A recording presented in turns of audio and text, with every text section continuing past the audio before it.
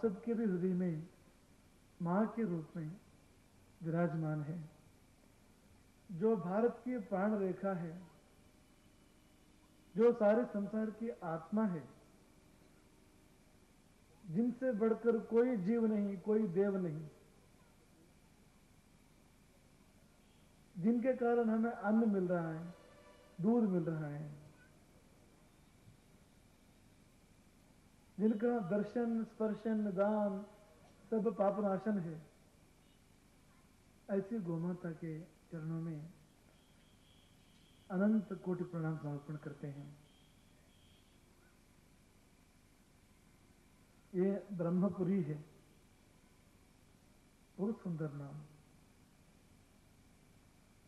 ब्रह्मा तो ईश्वर ही होता है, संस्कृत शब्द है ब्रह्मा, उसका अर्थ है जो बृहत होता है, जो महत होता है, वो ब्रह्मा है। सोचो सबसे बृहत क्या है, सबसे महत्व क्या है, वो ईश्वर ही है, उन्हीं को ब्रह्मा कहते हैं। वो जहां निवास करते हैं वो पुरी ब्रह्मपुरी,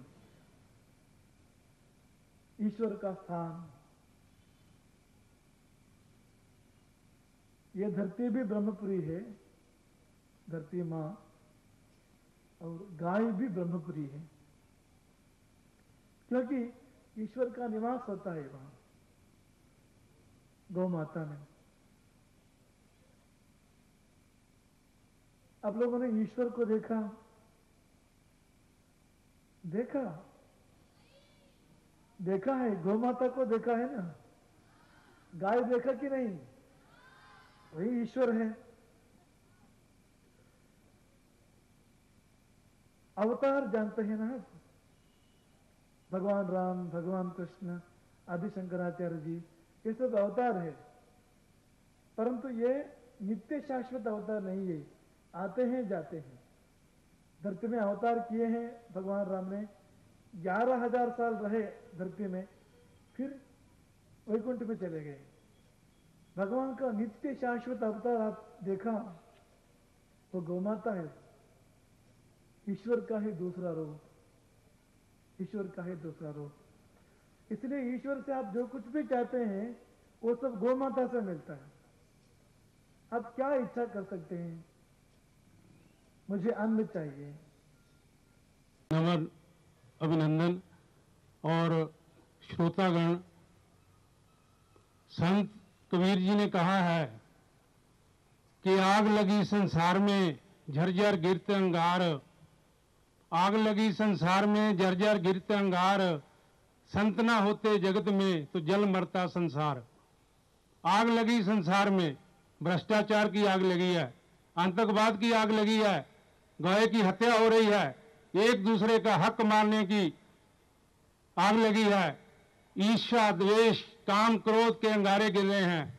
अगर वाकई इस देश में संत ना होते, संत महापुरुष ना होते, तो इस आग में पूरा संसार जल मरता। इन्हीं महान संतों में से कुछ संतों द्वारा ये निकाली गई विश्व मंगल गौग्राम यात्रा, जिसका नेतृत्व शंकराचार्य जी कर रहे हैं, 30 सितंबर कुरुक्षेत्र से निकली, 108 स्थानों पर होते हुए ये 17 तारीख को नागपुर में समापन होगी। उसी यात्रा का चंद्रपुर में आगमन हुआ है। मैं अपनी ओर से सभी चंद्रपुर वासियों की ओर से इस यात्रा का बहुत बहुत स्वागत करता हूं। आप सब जानते हैं कि भारत देश ऋषियों मुनियों का देश है, अच्छे संस्कारों का देश है, कृषि प्रधान देश है। हमारे देश में गौ को माता का दर्जा दिया गया है। आप देखेंगे कि और भी पशु हैं, जैसा भैंस है वो भी दूध देती है, बकरी भी दूध देती है, भेड़ भी दूध देती है, लेकिन उनको माता का दर्जा नहीं दिया।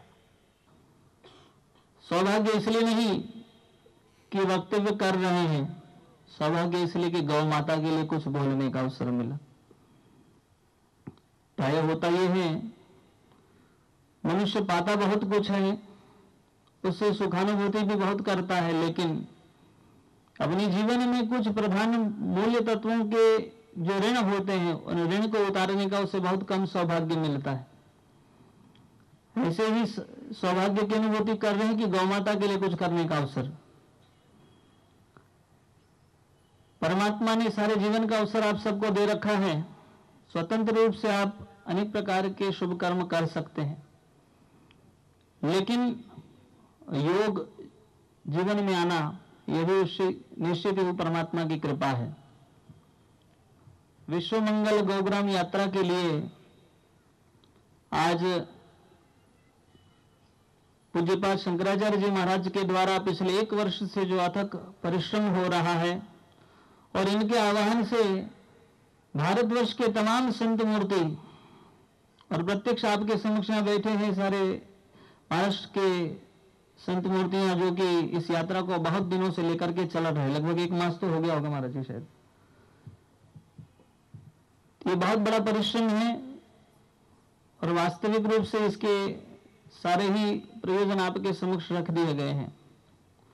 सृष्टि के आदिकाल से यदि हम गौ माता के विषय में चर्चा करें तो यह धरती और धरती के साथ साथ इस धरती का पालन पोषण करने के लिए एक संपदा, परम संपदा के रूप में परमात्मा ने गौ माता को प्रकट कर इस धरातल पर भेजा।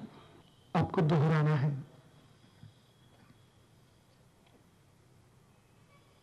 हे परम पूज्य गौ माता, आप ममतामयी करुणामयी माँ है। आप सभी कामनाओं की पूर्ति करने वाली कामधेनु है। आप पवित्र तीर्थ स्वरूपा है। माँ, आप गंगा की पावनता सर्व रोग निवारिणी, आरोग्यदात्री, धन्वंतरी रूपा है आप। वह अपने पूर्वजों का स्मरण कर मैं प्रतिज्ञा करता हूँ कि मन वचन कर्म से आपकी तथा आपके नैसर्गिक जल, जमीन, जीव स्थान, ग्राम की सुरक्षा, संवर्धन एवं सेवा के लिए सदैव सक्रिय रहकर समाज में आपकी पुनः प्रतिष्ठा करूंगा।